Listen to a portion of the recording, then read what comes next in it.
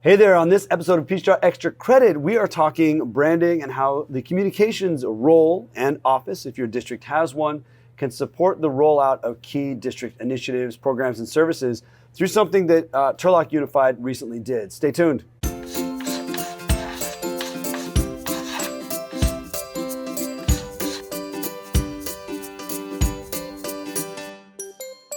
Hey, Marie, thank you so much for joining me here today. This is awesome. We are at the California School Public Relations Association Conference, the annual conference for CalSPRA. We're here in the state capital of Sacramento. We actually have a shot of the Capitol building right outside the window in front of us, which is pretty cool. So we got a really beautiful view.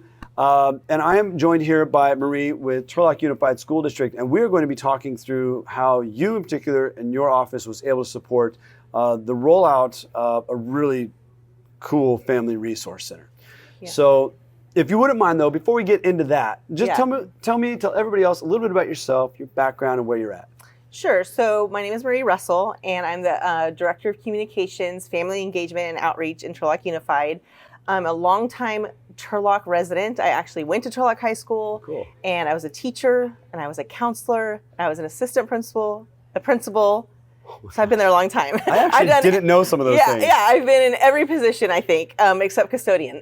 So then about 6 years ago, I came over to the district office as a chief communication coordinator. And then just 2 years ago, I had a little bit of a change in my job where I'm doing communications, but I have this new role overseeing a family resource center, or the dream at that time of having a family resource center. Okay, and then your title changed at that time as well. That's right. So at first I was just kind of a one-man shop for communications, and I still kind of am, but now I have this team of folks with the Family Resource Center. So our coordinator of equity initiatives, we have an administrative assistant, and then we also at the school sites for K-8 have community liaisons at all our school sites, That's awesome. And I knew principal, and for whatever reason, I guess I never thought obvious path would be the assistant principal, coming up from the ranks of a teacher or something. So interesting. I think just in my mind, I'd always just known principal and hadn't thought of all the history that you had then in that district in all those roles, which gives you a tremendously unique perspective into understanding the community and the needs of your community. Very, very cool. Yeah. All right, well then now, I mean, I was excited to have the conversation before, but now I'm like even more into it, just knowing the depth of knowledge you have for your school district. So all things Turlock. Don't ask me about Modesto or Ceres. Just focus on Turlock. That's fair. That's totally fair. All right, so you recently went through a very particular process, launching and preparing for like the initiative of this Family Resource Center. Can you talk to me a little bit about how it came about, how you got started? I know that you went through the RPI process of that research, planning, implementation, and evaluation. Right. It's hard for me to remember that acronym sometimes. You're a little rusty now. Yeah. So, but you went through that entire process. So let's start at the beginning. Like, walk me through that research, the why kind of process, and how it landed with you, with your unique skill set as the communications lead for your district. Yeah, it's crazy how fast it was because it really is a one-year journey. So I became director of communications, and at that time, and this is the craziest thing, like location. On one end of the district office hallway was my office, and the other end of the hallway was the coordinator of equity initiatives. And every time I would be going down the hallway, I would wind up talking to her, and we started talking more and more and more. And at the time, she was leading something called the Equity Task Force. And one of the main goals of the Equity Task Force, where there's these three initiatives, was to provide more outreach to our underrepresented students, create a space for families, and then also kind of partner with community organizations. So right around the time the Equity Task Force was having these goals, I had my new position. And we have an LCAP goal that's centered on family engagement. And we just started having a lot of talks about like, how can we make this a better place for families? Right. The pandemic was a hard time. There was a lot of mistrust, and we had students who were missing school, and we just knew we kind of almost needed a reset in making sure families understood that TUSD was there not only for our students, but for our families as well. That's beautiful. So establishing that need. And the pandemic was difficult, and there were a lot of questions, and we found that as well in my districts, that there was a lot of need out there. And I know that districts kind of went through different iterations of how to solve that and how to support, and what you all came up with was this Family Resource Center. So how did you, because if I understand it right, like you had a really influential hand in like navigating what it was going to look like and researching it behind the scenes. So how did you go through that? Well, to the point of that, I've been in Turlock a long time, so I have a lot of contacts, and I also hopefully have some influence and like, hey, I have this idea, and then people actually listen. So we did kind of do a lot of research. We visited Modesto, which is north of us. We visited Ceres, saw what they were doing, got a lot of different ideas, and then kind of came back, did some reading, further research. In CalSPRA, we have some great school districts like San Juan that have really strong family resource centers. And so just kind of seeing what was out there. And then January, we made a pitch to our admin council. Like, we think this is something that would be good for our district. And literally by May, after we got the blessing of the LCAP committee, we were converting 2 classrooms into a family resource center. And so that was just the beginning. But yes, to your point, yes, I'm picking furniture, and I had to lobby to get funding for that. And I had to lobby to cut a hole and wall to adjoin 2 classrooms, which, not everyone wants to cut walls between rooms. So everything from that to us opening in August. And in that time, we had already been doing some outreach to community partners, but it really accelerated when we were able to make 2 really key partners with Second Harvest of the Greater Valley for food distributions. And we also have a partnership with Legacy Health Endowment and the City of Turlock for health clinics in our building. That's awesome. So, well, I definitely want to talk a little bit more about those partnerships, and for anybody that's kind of listening in, how you leveraged them and leaned on them. But let's talk really quickly about what your family resource center ultimately ended up looking like. So walk me through the space a little bit. Set the stage on what it is when somebody comes in. Right. So we are located in the district office, and then one of the discussions we were having was, would it be in the district office? Is it centrally located? All our families going to be able to get to this? There was some discussion, should it be at a school site on our, more low income side of town that have a lot more greater needs possibly for those kind of wraparound services. And one of the things that was really important to me was that it would be a TUSD family resource center. So we have families who are also struggling across town. I wanted everyone to feel like they could come to this space and it was for them too, not just for a certain school. So our district office is over 100 years old, and there's 2 wings to it. And we were able to get 2 former classrooms in the wing for the Family Resource Center, and then just kind of dream up what it would look like. Initially, I asked for 1. And then I'm like, oh, wait, we're going to need spaces for offices too. So can I have 2? So Utah, give me 2. Can I have? So we were able to get 2 classrooms for that. So when you walk in the space, on one side, we have a meeting space, and we have a Promethean board, we have tables, we have storage cabinets that house all of our school supplies that we give out our families. And through the adjoining door, we have our offices, and that's also where we have now a food pantry. So through our partnership with Second Harvest, we have a food pantry there too. That's really cool. And how did some of your strategic partnerships that you lean into? You mentioned a couple. Were there anybody that helped, like financially? Or, yes. Okay. Can you talk to me about some of those partnerships and how you maybe identified them or reached out to them? What that communication looked like? Right. So we were fortunate in that we had some startup costs from our district for things like furniture and things of that nature. We also have been utilizing something called the Arts, Music, and Instructional Materials Grant to buy like books for this heritage library that we're building from our district, allocating us those funds.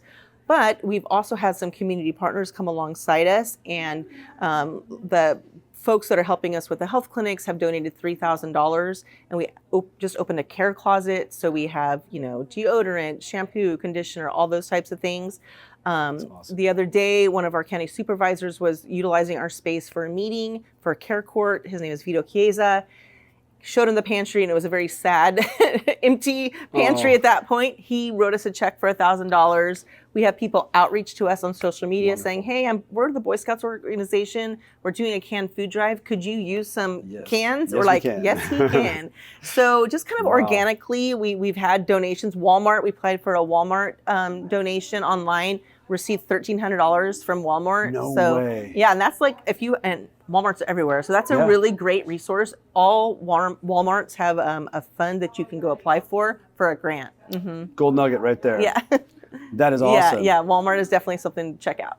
So it sounds like a really beautiful space, and that just goes back to really speak to the community and the commitment that your community has to making sure that the local districts have resources, and there are resources available to you. Lean on those relationships. Don't be afraid to ask. Definitely. I always kind of hesitated on that. It was always hard for me to call and ask, but you know what? I was almost never told no. Yeah.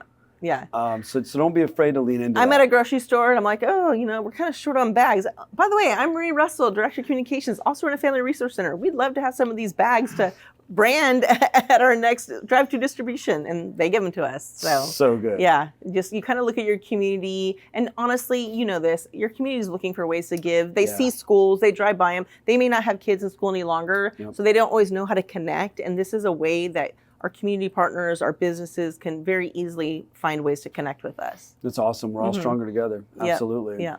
So then talk to me then, let's shift into the communication component of this just a little bit. So you've got this Family Resource Center, you're really excited about it. You do a ribbon cutting. How do you get it out? We had an open house. To the community? Okay, we had an open house. How do you do that? Yeah, we had an open house. We've also gone out to different organizations like Rotary and done presentations and shared information about what we're doing in TUSD. Cool. So that's helped spread the word too. Our social media presence, of course, as well. Yeah. Going out to the local organizations, the Rotaries, the Elks Lodge, and what I found in the Rotaries in my last school district was they're like desperate for speakers. Oh yeah. So all you have to do is just kind of pitch a real loosely and they got a lot of money to find ways to give too. Yes, usually, they do. Yeah. Your Rotary can be extremely strong Yeah. and an impactful arm to lean into. And they, like you said, they're looking for ways they want to give. We're all stronger together. Our community schools really set the tone for the success of the community at large. I mean, the first thing listed on a realtor, pamphlet for a home that's for sale is what school district it's in, So our neighborhood schools are critically important, and business leaders and some of the organizations in your cities and communities know that. Right. They get that mission. So you're getting the word out, a lot of social media, you're doing photos and videos, I'm sure. You're leaning into the partnerships and leveraging the relationships that you have established in the community, which is great. Supportive board, supportive superintendent for all of this, which is wonderful. We just started a Family Resource Center Advisory Council, and we opened up to anybody that wanted to join. And, I was kind of thinking, do I winnow this down? Because we had them fill out an application. We wound up keeping everybody. Okay. So we have like 40 people on our advisory council. Big council. But we do hybrid, so some are at home and some are in person, and we have 2 board members. Okay. And we actually also have a board member that comes to every one of our food distributions and volunteers and helps serve the food, package the food. It really helps, convey the importance of the Family Resource Center when you have board members who value you and attend your meetings and help you out and things like that. It's a great way to give back. And what's the role of that council? So our council is we knew at some point we wanted to make sure that we were responsive to what our communities and our parents' needs were. So we thought that having this council would be a great way to not only, have people help us with our different events. We have family information nights, workshops, things like that, but also make sure we're keeping our ear to the ground about what do parents really need, what does our community really need. We have students on our advisory council and having those conversations. We've only had 2 meetings so far. We're going to be putting a survey out to our community. We did that last year. We're going to do it again. What's working? What can we improve on? Just trying to get that feedback. All part of the evaluation step. Yep, the RPI. RPI process. It's really cool though, that council with 40 members, you've got 40 ambassadors. Right there out in the community, also talking about the Family Resource Center. Which is kind of cool. So yes, having a brand ambassador is so important. We are doing our best to share what we do and why we have a Family Resource Center, but there can be confusion. When people in the community, maybe there's a social media post that says the schools are doing food distributions to the community, they may not understand why that is. And so having people even jump into the comments and say, hey, this is the TUSD Family Resource Center. They have this partnership with Second Harvest of the Greater Valley. They're helping kids, making sure families, have food to the end of the month. So so kids can be successful the next day at school, Yes. right? And so having people help spread that message and kind of a multiplier effect is so powerful. That's awesome. Yeah. Yeah, when basic needs are met, like you just alluded to, the learning happens, Right. which is the learning's that opens that door for that pathway to be. So, really awesome mission that you all are serving for sure, and I'm really excited about the Family Resource Center and just kind of digging around and learning more about it, which was pretty cool. It's a beautiful thing. So, any words of wisdom or advice you'd share? Somebody in your seat, director of communications or family engagement, something like that. They're sitting there and comes across their desk that their district is interested in doing something like this. Well, first of all, they can feel free to reach out to me, Marie Russell at Turlock Unified School District. I'm happy to share anything that you need. But we reference RPI, and I really think that doing your research, doing your homework, really drilling down into what people actually need, where are the needs in your community, and then getting feedback and input, and then kind of reassessing as you go. Trust me, we've made a lot of mistakes along the way. We received 3,000 granola bars one day. We had 200 cars show up. It was not very popular at the district office. I was needing to go into the witness protection program possibly. But, just we've kind of learned the hard way, and always be like looking for like, okay, that didn't work. How can I improve on it? How can I make this better? And just knowing that you're doing the right work for kids, even though there'll be people on social media who think you're not, right? Yeah. That they think that's not the role of the school to help provide food for kids and families, or to help provide health care for food and families. But just kind of keep your eye on the prize that, we're doing what's best to keep kids learning, keeping them in school. Yeah, I mean, we're talking, we're working on increasing the attendance rates, graduation rates, the testing scores, their concentration and focus, reading levels. I mean, all of that goes into when the basic needs are met. And it's wonderful when you have a community that rallies around that mission. Yeah, for sure. Well, this has been fantastic. I know we got a really busy conference, and I don't want to keep you any longer. You've been very gracious just hanging out with me and talking through this. I really appreciate all the work that you're doing. And I can see you being a principal. Like now that we've really gotten to sit down and really do this, you're probably a really great principal, which is awesome. So thank you. I just really appreciate your time. Well, if you like this, please be sure to like, share, comment, follow for more. You heard it directly from Marie. Reach out. She's happy to answer any questions. I am too. Share anything you need to in the comments. Reach out directly. We'll happily join you in that space. That's all we got for now, but we got a lot more Peachjar Extra Credit coming your way. We'll see you later.